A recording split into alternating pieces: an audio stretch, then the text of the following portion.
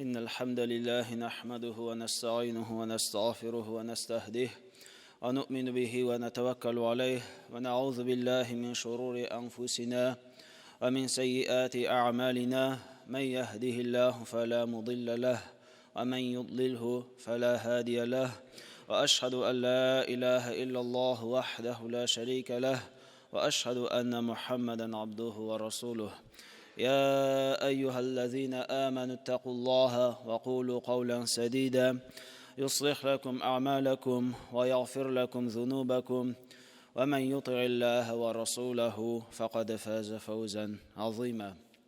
أما بعد barchalarımızda şuşu dünyalarga barlıkka kitirip her birimizge de özünün hürmetin berip turgan Allahu Teala'ga hamd senalarыбыз, maqtavlarыбыз hamda şükürlerimiz bulsun.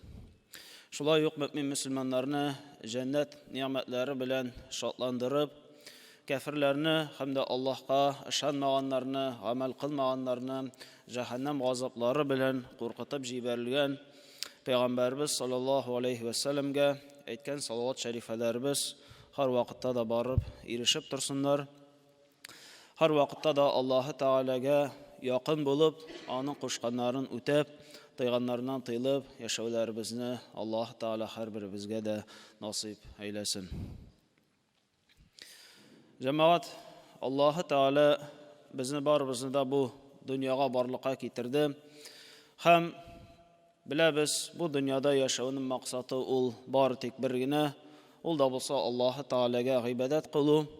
Hem bu dünyada ibadet kılıp yaşap, kıyamet gününde Allah Teala'nın cennetlerine kiru, ol bizim barımızın da maksatlarımız.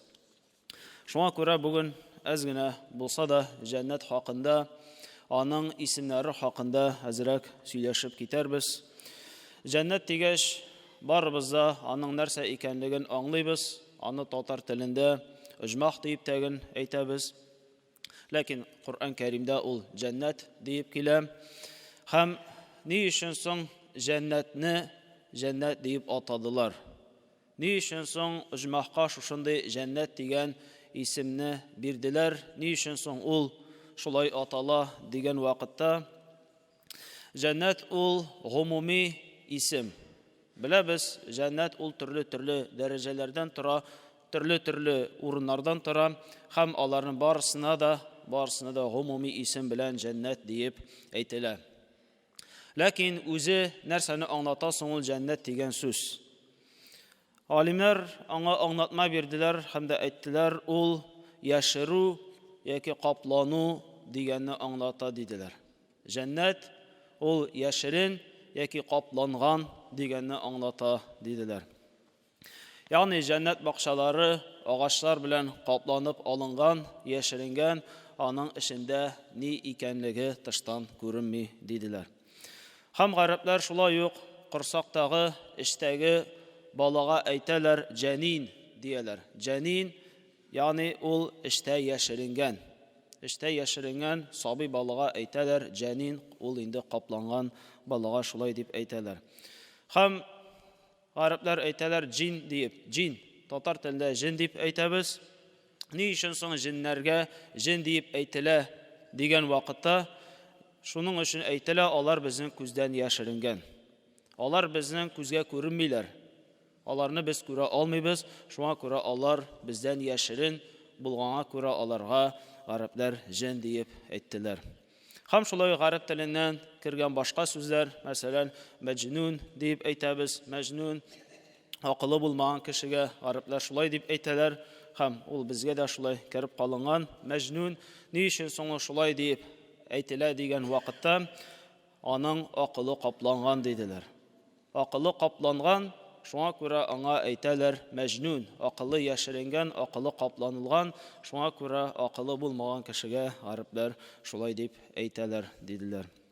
Yani anlaşıldı, cennet ol yaşırıngan, kaplangan degenini anlata, şuna göre ona eyteler cennet deyip. Bu umumi ismi buldu. Hem onun var ali başka köp türlü isimleri. Allah Teala Kur'an-ı Kerim'de onun bir ismin getirdi hem de etti Darussalam. Darussalam tanışlık иминлек йорты дип Аллаһы Таала аны хакында безгә әйтте. Ягъни тынычлык, иминлек йорты бәла-казалардан, төрле кайгылардан, авырулардан имин булган йорт дип аны аңлаттылар. Ягъни җәннәткә кергән кешегә бернинди бәла-каза да килеп ирешми. Бернинди бәла-каза, бернинди борчу мәшәкать, бернинди авыру дагын җәннәттә андый бернинди тискәре сыйфатлар да булмаячак. Шушылардан имин булган, тыныч булган йорт ул Ад-Дарус-Салам, ягъни җәннәт йорты дип атала диделәр. Һәм икенче сәбәбе дип әйттеләр, Аллаһы Тааланың бер исеме булып тора, ул да булса Әс-Салам.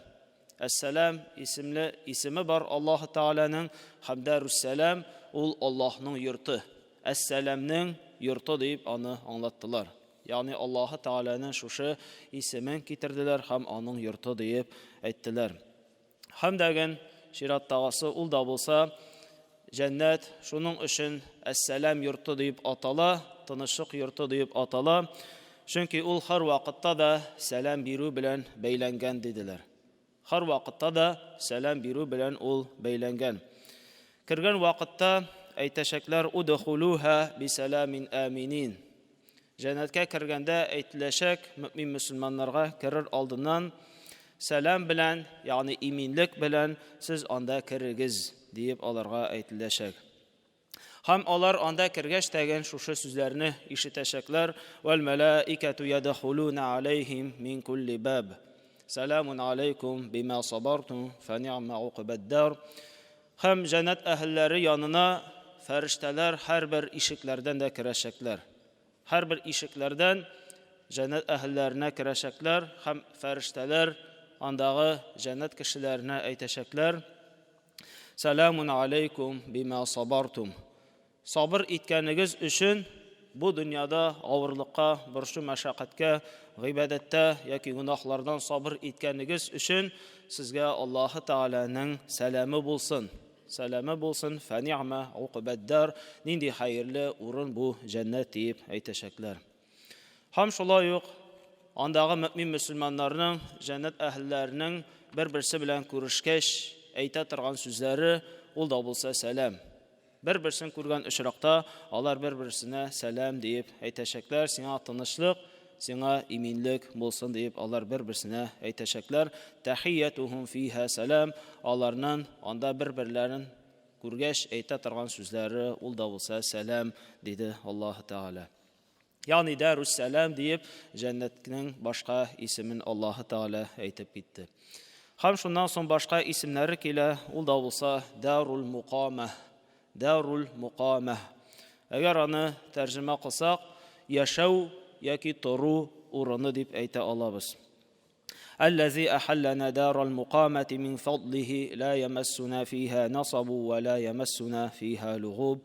Фатир сүрәсе 35-нче аятта Аллаһ Таала шулай диде. Аллаһ үзенең рәхмәте белән җәннәтне безгә тора торган урын итеп кылды. Безгә анда бернинди борчу мәшәкать, ару талу дагын ирешмәс. Ягъни җәннәттә бернинди борчу мәшәкать, бернинди ару талу дигән нәрсә дә булмый, һәм Аллаһы Таала аны атады тору җире диде. Тору җире. Безнең бу дөньяда тора торган өйләребез, булсын квартиралар, булсын өйләребез, кайда гына торсак та, күпме генә торсак та, алар барчасы да вакытлыча. Барчасы да вакытлыча һәм күпмедер вакыт үтәчәк, без алардан аерылачакбыз. Ләкин җәннәттәге тора торган өйләр, җәннәт бүлмәләре, алар әлбәттә мәңгелек, алар белән инде аерылу булмаячак. Шуңа күрә хакыйкый тора торган урын ул җәннәт дип Аллаһы Таала аңлатып китте. Шираттагы исеме Җәннәтул Мәъва. Җәннәтул Мәъва сыгыну яки кашу урыны дип тә ул тәрҗемә кылына. وأما الذين آمنوا وعملوا الصالحات فلهم جنات المأوى نزلا بما كانوا يعملون. Әс-Сәҗдә сүрәсе 19-нчы аятта Аллаһ Таала әйтеп китте: Кемнәр иман китерделәр, иманлы булдылар, изге гамәлләр кылдылар, аларның урыннары мәъва җәннәтләре булыр диде. Аларның урыннары мәъва җәннәтләре булачак. Алар изгелекләренең дәрәҗәләренә карап анда урнашырлар диде. Дәрәҗәләренә карап, ягъни бу дөньяда кем нинди гамәлләр кылды, кемдер изге гамәлләрне күбрәк кыла, кемдер әзрәк кыла, менә шушы кылган дәрәҗәләргә карап, алар җәннәтләрдә урыннарны алырлар диде. وأما من خاف مقام ربه ونهى النفس عن الهوى فإن الجنة هي المأوى. Başqa ayətində Ən-Naziat surəsində 40-41 ayətlərdə Allah Teala aytdı: Kim Allah qarşısına kilib basıdan qorxdu, həm nəfsin şəhvətlərdən tıydı, onun urunu cənnət bulur, məvə cənnətləri ul kişiyə bulur dedi. Yəni qaşu, sığınu deyib ul cənnət atalı. Həm dəgin ən məşhur ismi mana күбебез укыганыбыз бар, укыган аятьләрдә, таныш булган аятьләрдә дәгин еш кына килә. Моны хакында күп ишеткәнебез бар. Ул да булса Җәннәт ва Адн. Адн җәннәтләре дигән исеме. Җәннәт ва Адн йадхулунаха ва ман салаха мин абаихим ва азваҗихим ва зурриятихим. Алар һәм изгелектә булган ата-бабалары, тормыш иптәшләре һәм бала оныклары белән бергә алар Адн җәннәтләренә керерләр диде Аллаһ Таала. Ягъни әгәр дә кеше бу дөньяда иманлы булса, һәм аның шулай ук ата-бабалары да иманлы булса, изге юлда булсалар, ул кешенең тормыш иптәшләре дә хәерле юлда, изге юлда булсалар, балалары, оныклары да изге юлда булсалар, алар барчасы да бергә шушы Адн җәннәтенә керерләр диде Аллаһ Таала. Ягъни Аллаһ Таала аларны җәннәттә шулай ук бергә җыячак һәм ул Адн җәннәте булачак диде. Ни өчен соң ул Адн җәннәте дип атала дигән вакытта Ад-Дахак исемле галим әйтте, Адн ул җәннәттәге бер шәһәр диде. Җәннәттәге бер шәһәр, аңа әйтелә Адн дидилде. Анда илчеләр, пәйгамбәрләр, шаһидләр һәм һидаят имамнары булачак диде. Ягъни Адн җәннәтендә иң хәерле кешеләр, алар пәйгамбәрләр, Аллаһ Тааланың илчеләре, шаһидләр һәм һидаят имамнары булачак диде. Ван-насу вал-җаннату хаулаха. Кешеләр һәм башка җәннәтләр аларның яннарында булачаклар диде. Ягъни җәннәттәге бер шәһәр, шушы шәһәрдә шаһидләр, пәйгамбәрләр һәм дә Аллаһ Тааланың илчеләре яшәячәкләр һәм изге дәрәҗәгә җиткән мөмин мөселманнар яшәячәкләр һәм калган кешеләр һәм калган җәннәтләр шушы шәһәрнең тирәсендә, як-ягында булачак диде. جنات عدن يدخلونها تجري من تحتها الأنهار لهم فيها ما يشاءون كذلك يجزي الله المتقين dedi Allah Teala Nahl surəsində 31-ci ayətdə. Onlar Adn cənnətlərinə kirirlər. Onun astından yılğalar ağır. Alarga anda tilәгән hər bir nəsələri də bulur. Allah Teala menə şulay ittirtib taqvalarını бүләкләр dedi. Taqvalarını бүләкләр. Ягъни бу Адн җәннәте шулай ук бик мөһим җәннәт булып тора, җәннәтнең бер төре булып тора. Аллаһ Таала барыбызга да шушы хәерле җәннәтләргә кереп, анда калуларыбызны һәр беребезгә дә насыйп әйләсен. Баракаллаһу лана ва лакум фил Qur'анил азим ва нафa'ана ва iyyakum bil ayati ваз зикрил хаким иннаху хувал гафурur рахим ал җавадул карим ал алиюл азим ас-сами'уд дуа.